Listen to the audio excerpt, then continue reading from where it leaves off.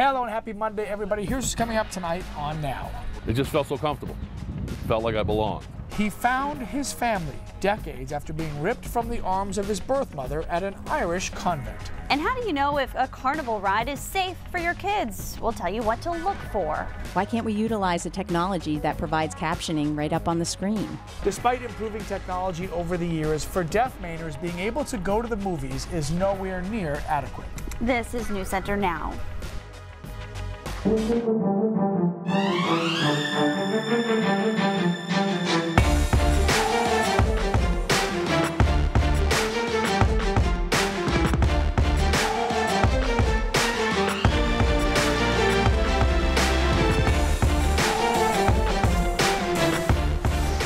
Forcibly taken from his mother's arms in Ireland and sold to an American couple. Hello, everybody. I'm Lee Goldberg. And I'm Lindsay Mills. A Maine state legislator never knew the truth about his birth until a trip to Wales last week. His terrifying story is written in history, and if you saw the Academy Award nominated Philomena, you already know the beginning. I just want to talk to you about my son. He was taken from me. It's based on a true story about a woman trying to reconnect with her son who was taken from her after she gave birth out of wedlock at an Irish convent. That same convent took nearly 500 kids from their unwed mothers and sold them to American couples in the mid-1900s. Now, Christina, one of those 500 babies is now a grown man in South Portland, Maine. Yeah, Lee and Lindsay, Kevin Battle is a retired South Portland police officer, current Portland harbor master, and a state legislator. He searched for his birth mother his whole life, only to discover a disturbing past. That's the three of us together. Family photos. That's a picture of my mom. Not memories from the past. That's a picture of my other sister, Tanya. But new ones, 59 years overdue. I found her, you know. It's a moment many adopted children dream of, meeting their birth parents. And say, hey, see, I don't know the circumstances. Thanks for having me, but, you know, I turned out to be an okay guy. Kevin Battle never got the chance to meet his mother. He had searched his whole life for Kathleen Sheedy, who gave birth to him at Ireland's Sean Ross Abbey in 1959. Battle was told she gave him up, but he was determined to find her, even taking a trip to the Abbey after he graduated high school. He said, hi, my name's Kevin Battle. I'm from America. I was born here. And the lady at the door said, you don't belong here, you're not welcome, don't come back, and literally slammed the door in my face. He wouldn't find his answers for 40 more years. The key? An Ancestry.com DNA kit, a Christmas gift from his wife. The discovery? I'd been searching for her under that false name. Nuns at the convent had given him a fake name. With the switch of a few letters, an entire world opened up for Kevin Battle, originally known as William Sheehy. I have 2 brothers and 3 sisters. And they all live in Wales. He was too late to meet his mother. She died in 2009. And I just missed her. A trip from South Portland to Wales, and Battle found his answers. 5 siblings, nieces and nephews, and his true story. Kevin's mom had been looking for him, too. I think one of the most chilling comments was from one of them was, we've been looking for you. Okay? And then that my mother had gone looking for me. Kevin says nuns took him from his mom months after she gave birth out of wedlock. He was one of almost 500 children born at the Sean Ross Abbey over a 40-year period, forcibly taken from their mothers and sold to American couples. What a heck of a thing to do to a mother, any mother. They may never have met, but Kevin and his mother always had each other in mind. Her tombstone has 6 of her favorite flowers, 1 for each of her 5 children in Ireland and 1 for Kevin, the son she never met. It just felt so comfortable. Felt like I belonged. So that entire story came from an Ancestry.com DNA kit that he was given as a present. Kevin connected to his family through a first cousin who he actually matched with on that website. That first cousin had only joined the site a week prior. Otherwise, if he had done it at any other time, the 2 of them never would have actually connected, you guys. This story is unbelievable. Is Kevin going to stay in touch with his newfound siblings? Yeah, so far they've been texting every day. They've been messaging about just mundane things that siblings would message about. But something pretty beautiful about this, Kevin's wife, who he's been married to for 37 years, incredibly selfless woman, is actually suffering with cancer right now. And he says that when she insisted that he go on this trip, and she says that when she beats cancer, they're going to take another trip to visit his siblings, but this time together. Oh, what a great story. Yeah. All right, thanks, Christina. A terrible ending to this story, but it's a moment of closure that the McFarland family had been desperately seeking. The body of 5-year-old Valerio, found about 5 miles downriver from where he fell into the Androscoggin 20 days ago. His parents launched a community-wide search asking for help from friends, neighbors, and strangers. Today, a kayaker found Valerio in Durham. He was missing and presumed drowned. His brother, who went in after him, is miraculously expected to make a full recovery. William Derrick was the man shot and killed by a Maine State Trooper early this morning in Wales after an hours-long standoff. A public information officer says Derrick fired a shot at his wife, missed, and then barricaded himself inside while tactical teams and negotiators surrounded the home. The trooper is on leave with pay, as is standard procedure. On behalf of the 45th President of the United States of America, we welcome you officially and for the first time to the Embassy of the United States here in Jerusalem, the capital of Israel. Thank you. After months of planning, the American Embassy is officially dedicated in the Israeli capital of Jerusalem. For decades, America and other world powers housed their dignitaries in Tel Aviv to avoid a battle over the holy city. Muslims, Christians, and Jews all have a connection to Jerusalem, and control of that holy site is one of the major roadblocks to peace negotiations in the Middle East. Protesters gathering outside the embassy today, clashing with police. Demonstrators waved Palestinian flags and held signs declaring Jerusalem is the capital of Palestine. When President Trump declared America would recognize the holy city as the capital of the Jewish state, world leaders feared retaliation from the Gaza Strip. And at least 41 Palestinians were killed today with skirmishes with the Israeli Defense Forces along the border. Protesters set fire to trucks, threw rocks, and launched firebombs at Israeli troops. The terrorist organization Hamas is supporting and encouraging these clashes, according to Israeli military leaders. Now, today was the bloodiest day in Gaza since the 2014 war with Israel. And you can see two very different perspectives right now on snap maps. In the city of Jerusalem, the American flag is flying next to the Israeli flag with "Thank you, President Trump" projected onto monuments. But on the Gaza Strip, the scene is one of violence and death. You can see the fires burning and tear gas raining down on protesters, showing yet again the role of social media in these big moments.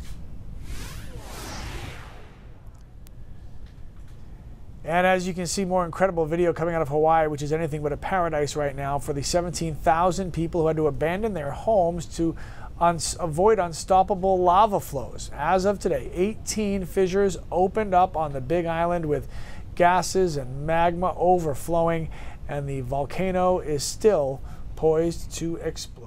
Opposite from what we got going on here in Maine today. Some clouds out there, but absolutely beautiful day after Mother's Day. But to our south, thunderstorms. Wow, we haven't said those words in a long time. Rolling in, is that right, Casey? Yeah, thunderstorms for tomorrow. By the way, Lee, what time do you think the clouds cleared out today? Was it around noon? It was 11:41. It's about noonish. He was 19 minutes late. Look on Twitter with his prediction. Goldberg was trolling Gutner earlier today, and Gutner he pulled out the victory. All right, 61 officially for a high today in Portland, 71 in Sanford, 78 in Freiburg. So again, the ocean influence, meaning a little bit cooler here. Nice and sunny right now after those early clouds did dissipate. High, thin ones racing across western parts of the state, but the rest of tonight is relatively quiet and cool as temperatures drop. What we're watching, though, is tomorrow's thunderstorms. As we get into a little bit more of a convective pattern, it's going to be more humid tomorrow. It's going to be warmer in the 70s to right around 80 degrees. But by tomorrow midday, some thunderstorms start breaking out.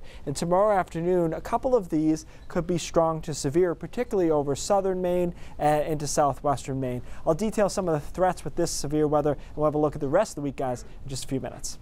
All right, sir, thank you very much. 'Tis the season for fairs, which is about food and family and fun on those carnival rides, but many parents have a lot of questions about safety.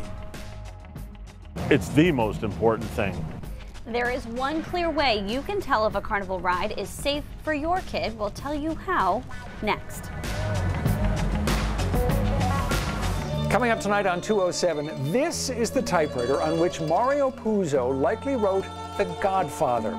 It's part of a remarkable collection at Dartmouth College. We'll take you there tonight on 207. All right, have you ever felt a little bit nervous about riding on the Ferris wheel or letting your children get on the tilt-a-whirl?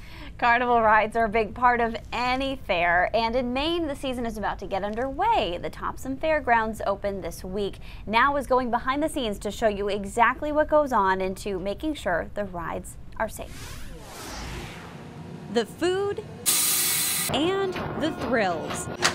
A couple of reasons why Mainers visit the Topsom Fairgrounds. But before the front gates can open, there's a lengthy checklist. Safety devices, brakes, ramps, harnesses. For every single ride. We're looking at foundations, ride structures. Gregory Day is the inspection supervisor for the State Fire Marshal's office. He and his team are testing the rides of Smokey's Greater Shows, the company that will kick off fair season here on Thursday. Coming right back down right here. A green flag is used to mark one compartment or suite on the Skydiver. Inspectors use it to count how many times the ride makes one full circle. According to the manufacturer's manual for this ride, it can't complete more than 8 rounds per minute. There's quite a few of those that just need that fixed. Day says some welding work needs to be done because 2 small holes have formed on the bottom of this plate. So whatever repairs have to be done, we have to get a letter from the manufacturer that this is how we're going to fix this weld. All of the manuals are kept at the office of Robbie Driscoll. Safety is our #1 priority here. He's been the general manager of Smokey's Greater Shows since 2016. He relies on the State Fire Marshal's office to inspect everything from the outside.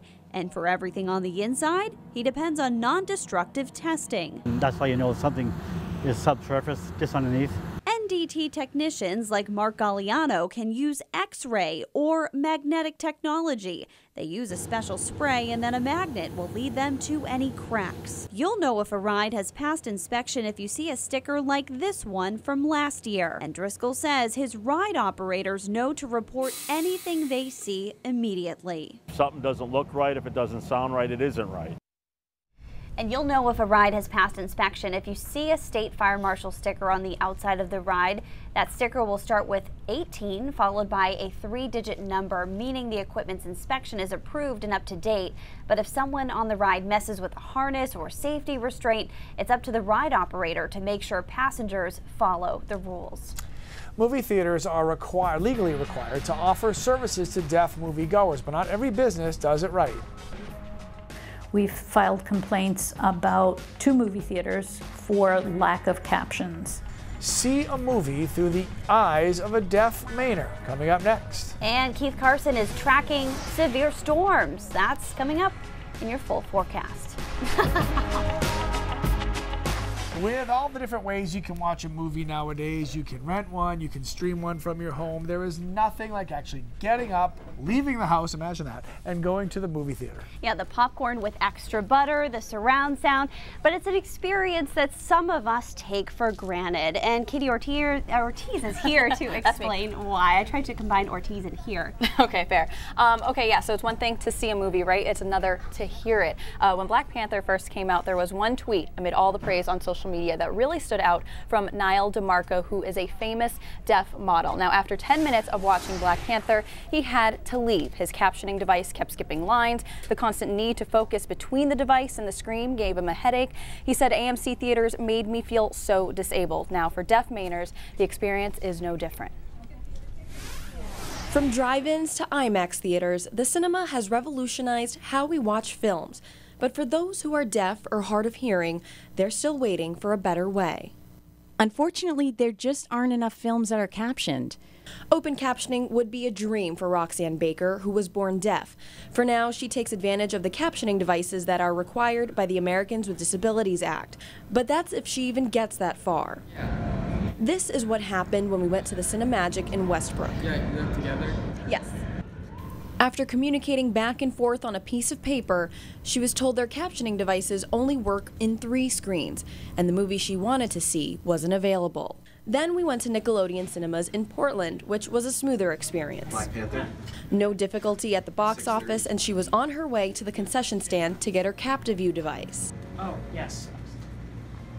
So the captioning device that is used is something extra you have to carry into the theater that's on a stick that you have to place into a cup holder.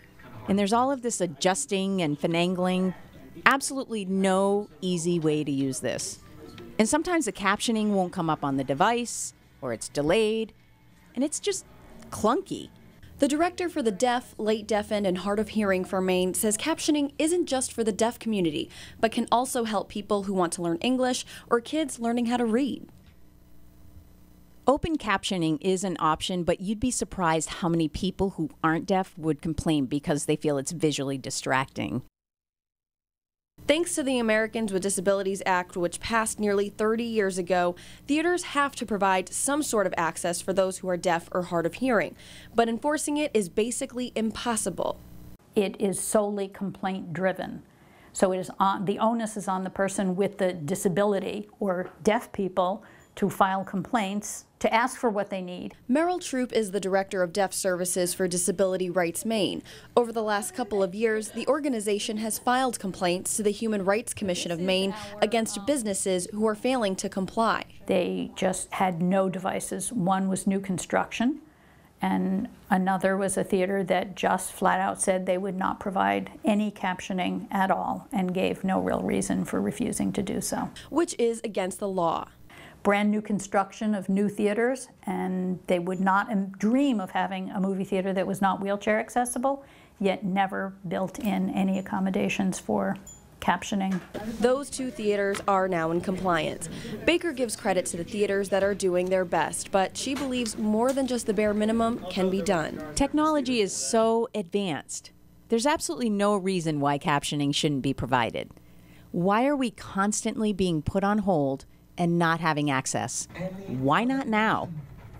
Now, the Justice Department has tighter regulations for theaters that take effect June 2nd, but open captioning will not be required under those rules. Devices cost anywhere from $400 a pop to $7,000 per auditorium, so movie theaters don't really have to comply if it would really cause an undue burden. So while there are more requirements, they're still not absolute for all theaters. Now, you can find those rules on our website, along with a list from Disability Rights Maine of all the theaters that are in compliance and that are not in compliance and that have open captioning. Now, it's also important to note that we did reach out to Nickelodeon Cinemas and Cinemagic and have not heard back for comment or interview. All right, Katie, thanks so much for that story. Let's check in with Keith Carson, who's talking about maybe some thunderstorms moving in. Yeah, some thunderstorms coming through. That's a very summery thing. We'll be dealing with that through tomorrow. Let's start with the visible satellite right now, which is nice and clean, sunny across the entire state after some low clouds this morning. Sebec Lake, take a look at this. Beautiful shot there. The entire state is seeing nice weather right now, but it's been weighted more inland and into the mountains over the past week or so, and it's been a little bit cloudier along the coastline. That was certainly the case earlier this morning here. Temperatures right now reflecting a little bit of that ocean influence with temperatures in the 50s along the coastline. 78 in Freiburg, 80 in Berlin, so a totally different day as you head from there to, say, Rockland. You're looking at almost a 30-degree gradient in the 70s, and Caribou still having some nice weather across Aroostook County. Satellite radar showing you a couple of pockets of severe weather here, one towards Washington, D.C., the other towards Missouri, coming out of Wichita as well. This is the season for severe weather, and I don't think we're looking at any kind of outbreak tomorrow, but some of this convection will drive itself towards New England tomorrow, and we'll be dealing with some stronger storms, particularly over southern and western parts of the state. So the Storm Prediction Center, which is based in Oklahoma, they do the entire state for, the entire country for severe weather, has placed us just in a small risk of severe weather tomorrow over the southern third or so of the state. I think there'll be thunderstorms almost everywhere, but this is the area that has the best chance. And statistically and historically, the biggest chance of severe weather is out here into North Conway, New Hampshire, maybe into Sebago and into Windham as well. So we'll watch that tomorrow. Tonight is fine. Some fog rolls in along the coastline. First half of tomorrow is relatively decent, but then some showers start moving in around noon. The thunderstorms in the afternoon, you can see the yellows and reds here, 4 or 5 o'clock over southern Maine, and then we'll drive this front to the south by 7 or 8,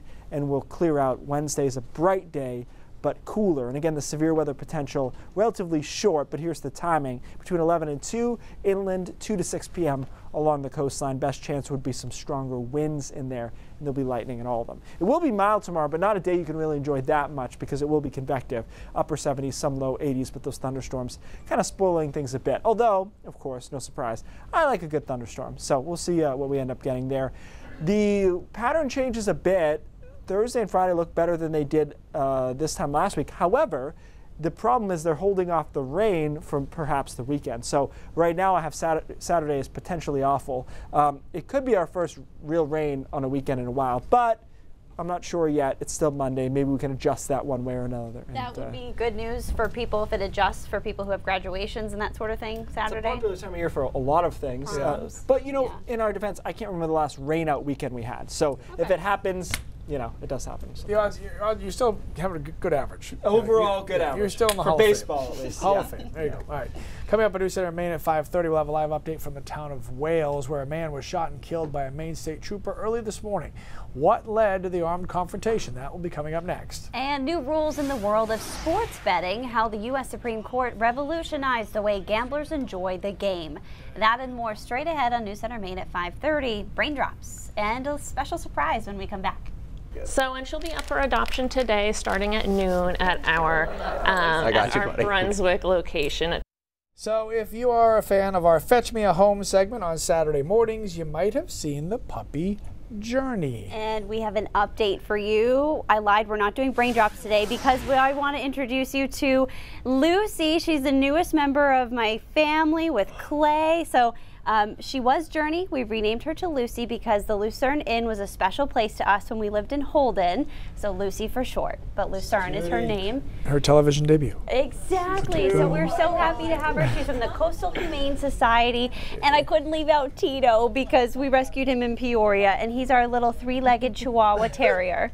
Which, Keith, I want to do a Braindrops. Awesome. Someone told us that he's a monkey terrier. I want to do a Braindrops and see if that's a real dog breed. I've never heard of it, but I'll have to look into it. We might have a bigger issue. Do we need to get Clay to stop hosting the segment? Because you can't take them all home. You really Trust me, I have tried. The person who has well, 4 dogs. I only have 4. If I hosted true. that segment, I would have a lot more. This is actually a valid concern. This is the reason I can't go to these adoption things. Like, I'll donate or speak at them, but I can't go because I'm going to end up with another dog. Right, and Reese's is adorable. Reese's and Tito are already good friends. They're already pals. So But this is good. No, I'm glad. You know, rounding the family out. Tito, by the way, is one of the smallest dogs. He's what, 4 pounds? 4 pounds. Yeah, he's a cutie. And he's putting her in her place. That's for sure. We switched this feel-good stuff for, I was going to scare Lee with a robot today. Whoa, you know that's save it. Lee's fear of artificial intelligence is high, and we can do that tomorrow, And I guess. also fairly accurate and legitimate reasons for all of it. See, he's already thinking about it. He's sweating already. My dog's going to be so mad I cheated on them today. I'm sorry. Oh, I know. Well, guys, thanks All right. so much. We'll see you on News Hold Center on. Maine See you at 5:30. Bye.